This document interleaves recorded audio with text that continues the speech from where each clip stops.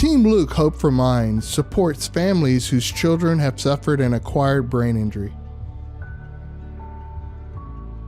The mission for Team Luke is to enrich the lives of children with brain injuries and bring hope to their families through support and education.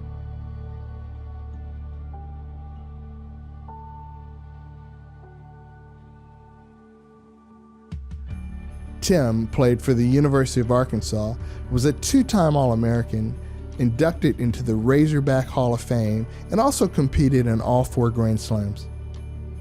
After playing professionally, Tim was hired as the men's tennis coach at Texas Tech and served in that capacity for 23 years, leading the Red Raiders to 12 NCAA tournament appearances.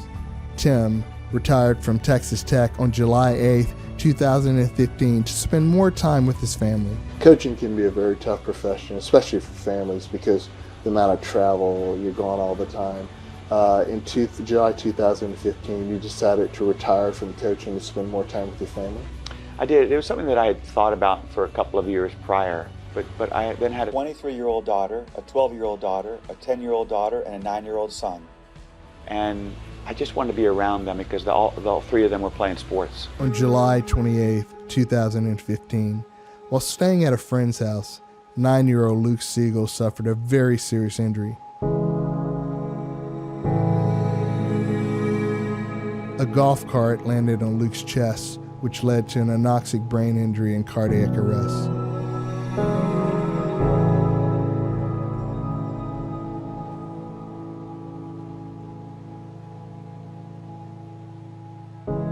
I arrived at the scene a few minutes later, and about 5 minutes after we arrived at the hospital, a gentleman took my wife and me into a room, and he had told me that the golf cart that Luke was on landed on top of his head and his chest, and he suffered head and chest trauma and was in cardiac arrest for 7 minutes. So at that point, we certainly didn't expect what we'd heard, and our life changed from that moment on.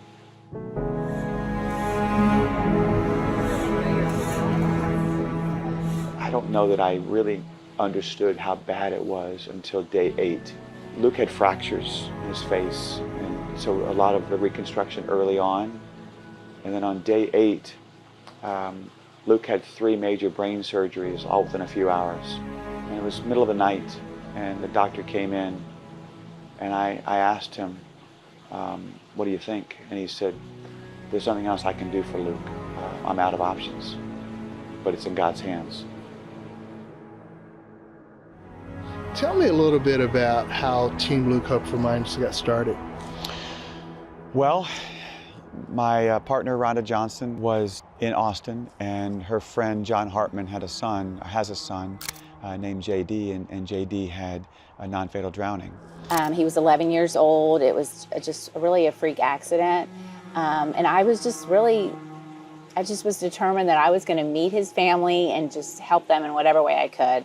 So I was able to connect with them through a mutual friend, and I started helping them with their daughters while JD and his mom were in Dallas. Rhonda came up and said, I'm so inspired by some of your posts, and can I help take the kids to school? Just opened up her heart to want to help. Just a tremendous spirit.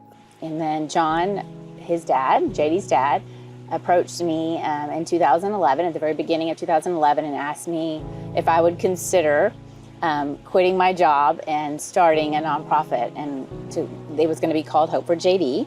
I felt like God was leading me to do that, so that's what we did. And she reached out to me when I had Team Luke. Team Luke started in January of 2017. We got together in Austin, and we decided, let's merge. Let's have one nonprofit that supports children all over the country.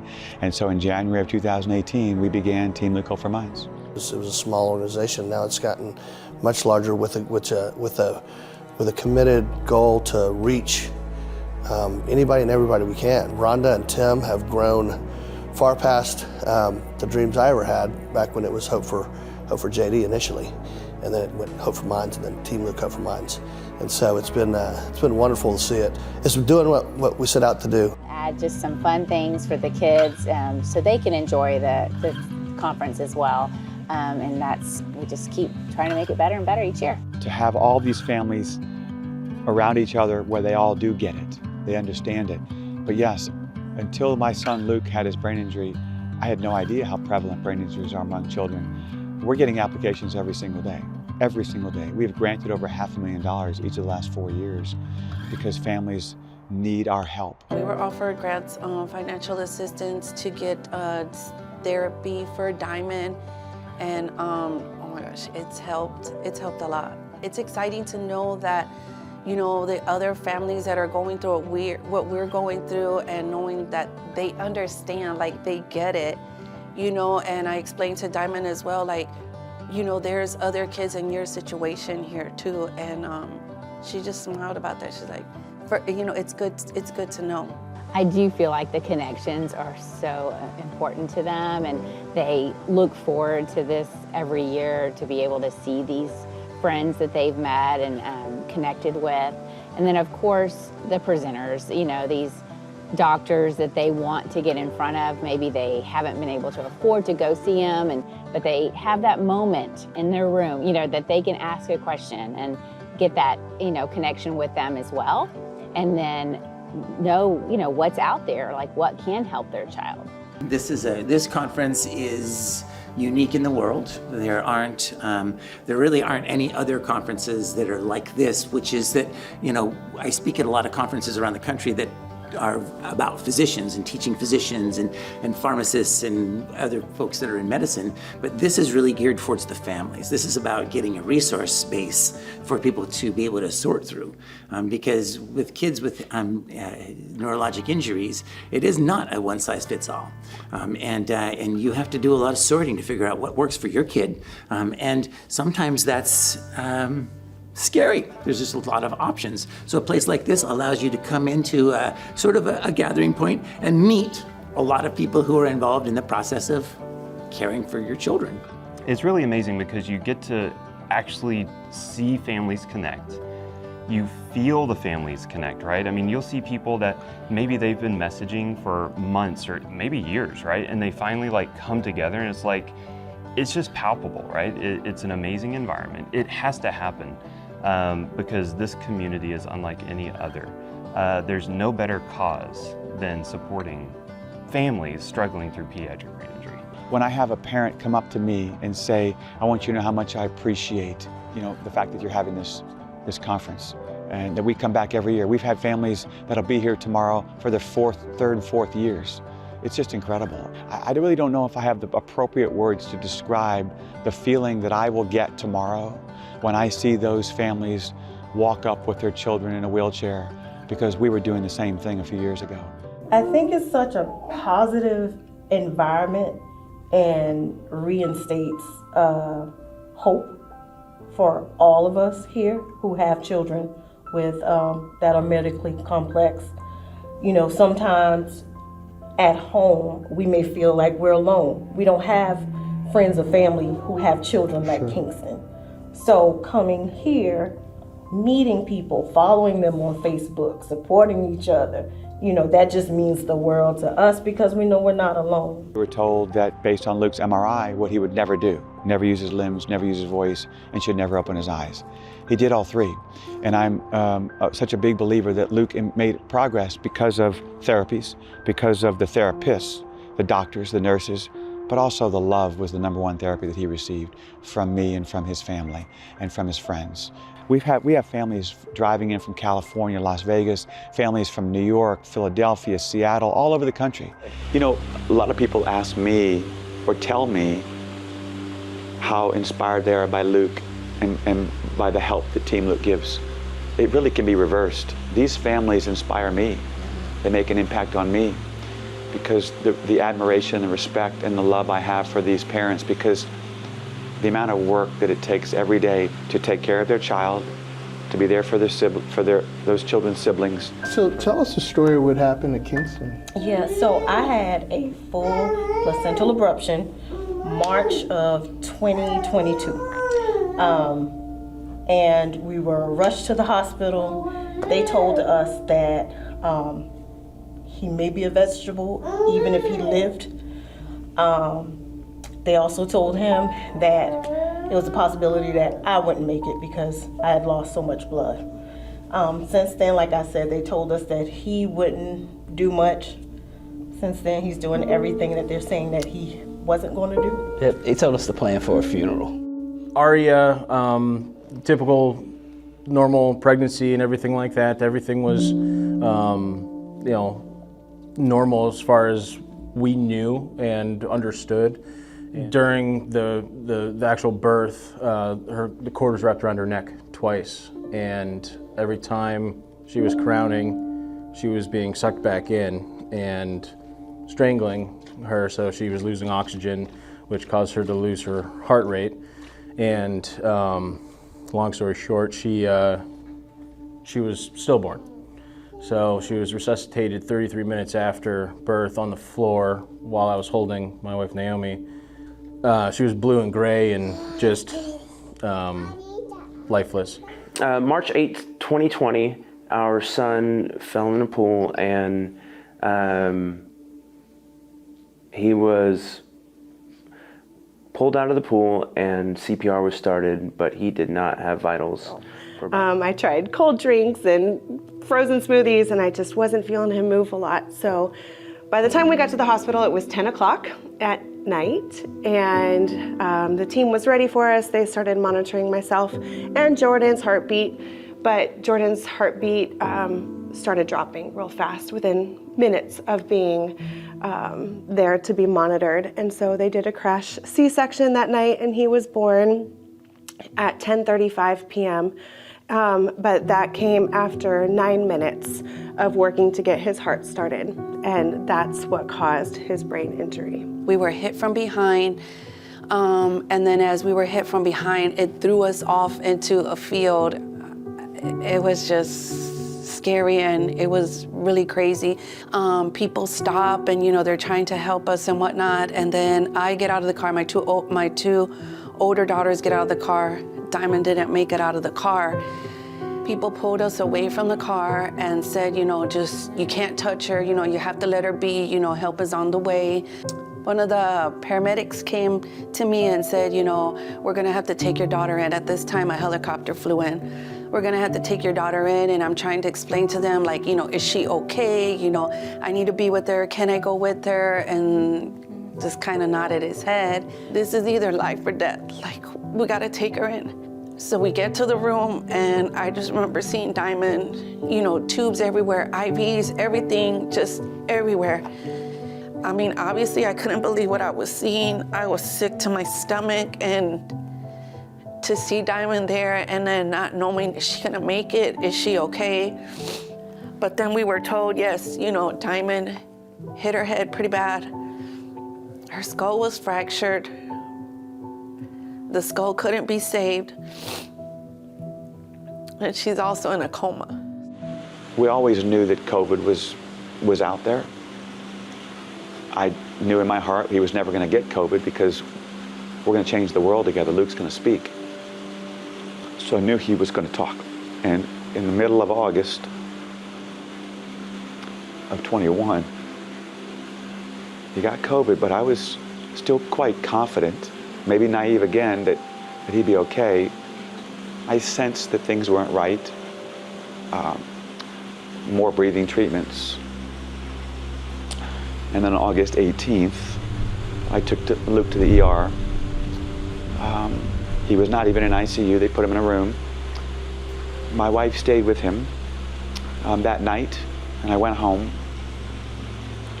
And at 4:30 in the morning, the next day, I got a knock on my door, get to ICU.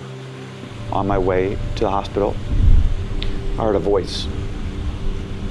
You're gonna be okay, but Luke's not gonna make it. And I fought that all the way to the hospital. The first person that I saw when I got to ICU was the doctor. She came up to me and she said, I don't know if your son's gonna make it. I said, I know. And at 8:39 that morning, a couple hours later, Luke passed away.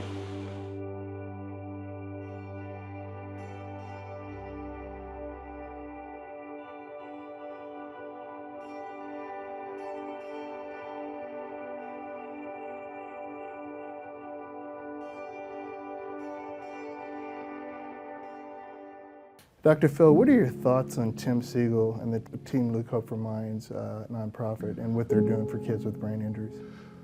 Well, first off, I think he's very courageous. If you haven't walked in those shoes, and I haven't, one thing I've said to him is I'll never tell him I know how he feels, because if you haven't been through what he's been through, you can't possibly. And I'm so proud to know him and proud to see him using this experience rather than just withdrawing and suffering through it. And he's using this loss and using it to touch other lives. And this is a charity that is reaching out to people that are going through different stages of impact with children that are suffering from brain injury, and also the families that are impacted by it. Because when you have this kind of injury, you know, you can break a leg, you can break a hip, you can even have a spinal cord injury that leaves someone partially paralyzed or whatever. But when you have a pediatric brain injury, you're talking now about a life plan, and this is something I've worked with a lot in my career. This impacts everyone. It's not just the young person that's impacted. This impacts the entire family. It changes everyone's journey through life. And this is something that Tim and his charity have endeavored to reach out and touch people with. One of the things that I love most about it is the parent-to-parent mentoring part of the outreach, because these are people that are maybe a little further down the pathway than a parent that's entering this for the first time. And they can tell, look, here's what you're likely to experience, here's what siblings are experiencing. And it gives the support that they just can't get from anywhere else. And it's a really amazing organization, and I'm very proud to know Tim, very proud of the work that they're doing. You know, it's interesting because I had no idea how prevalent brain injuries were in kids. What advice would you give to parents and just people in general about these type of situations and how to prevent them? We can't keep our kids in bubble wrap. We just can't. And you know, most of these injuries, as you know from working with Tim and this foundation, is 0 to 4 years old is a real at-risk group. And we also know that boys are 1.5 times more likely than girls, but then as girls get into their teen years, they become really at risk. So people don't think of all the ways this can happen. It can happen through non-fatal drownings, it can happen through car wrecks, it can happen through domestic violence, it can happen through sports, it can happen through choking, because it doesn't take trauma necessarily. It can, any kind of oxygen starvation as well as closed head trauma. There are so many, unfortunately, ways that children can have their brain functions impacted. We just need to be aware of all the different ways that this can happen to children. Well, Dr. Phil, I want to thank you for taking the time to support Team Luke Hope for Minds and taking your time to really have this interview.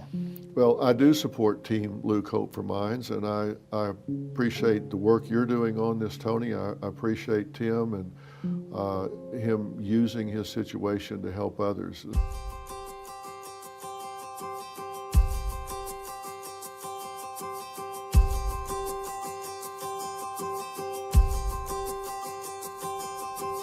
So tell me a little bit about some of the people. You've got a pretty big staff there that you're assisting families from all over the country. We are so blessed to have a staff that's full of passion and dedication, and they are so incredible in every way. We have Chelsea Sims, who is our Director of Ops, is just tremendous and does so much for us. Ruby Sanchez, is a director of family support, talks to families on a regular basis.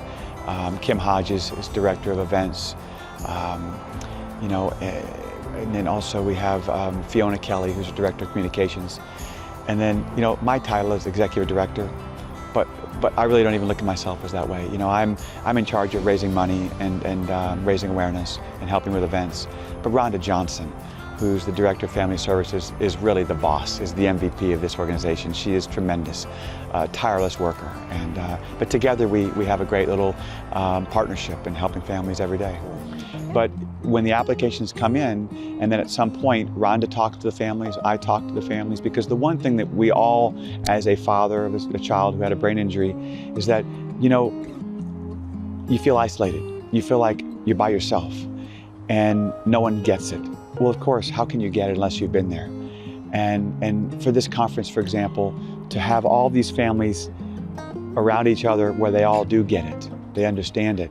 But yes, until my son Luke had his brain injury, I had no idea how prevalent brain injuries are among children. We're getting applications every single day.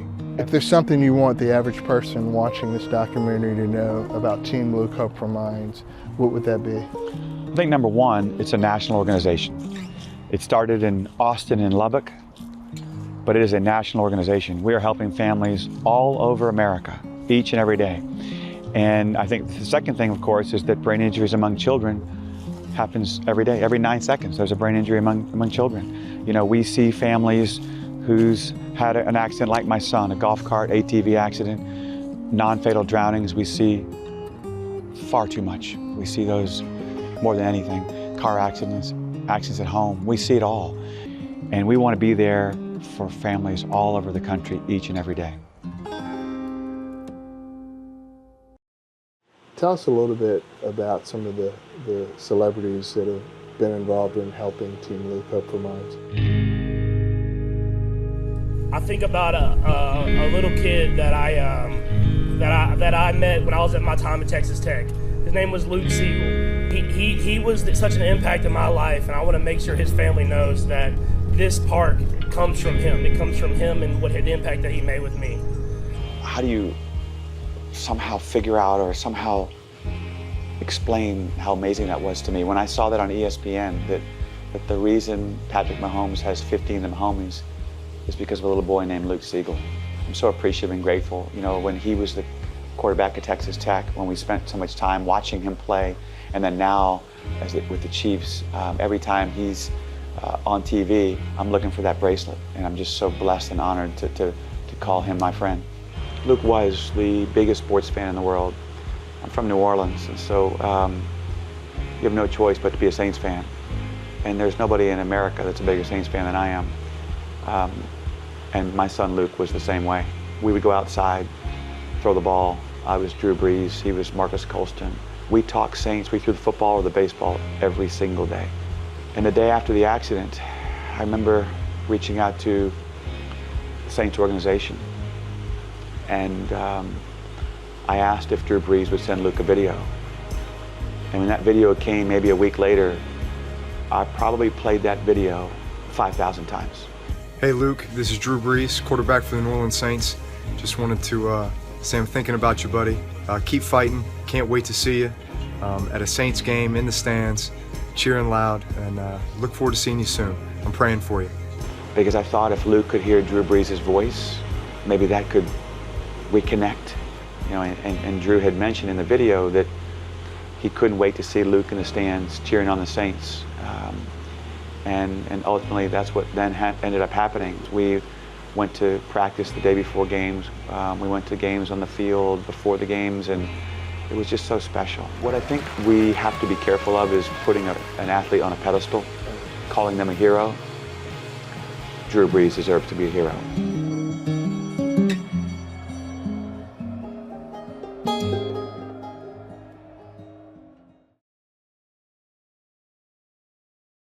So you've expanded a lot over the last 7 years. Tell me some of the things you need to keep growing, keep getting the word out, and keep helping families.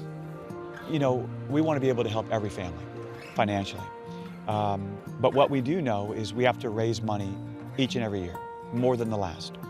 And we have events all over the country because events are a big part of how we raise money. John Calipari, Arkansas basketball coach, came just recently to do an event for us.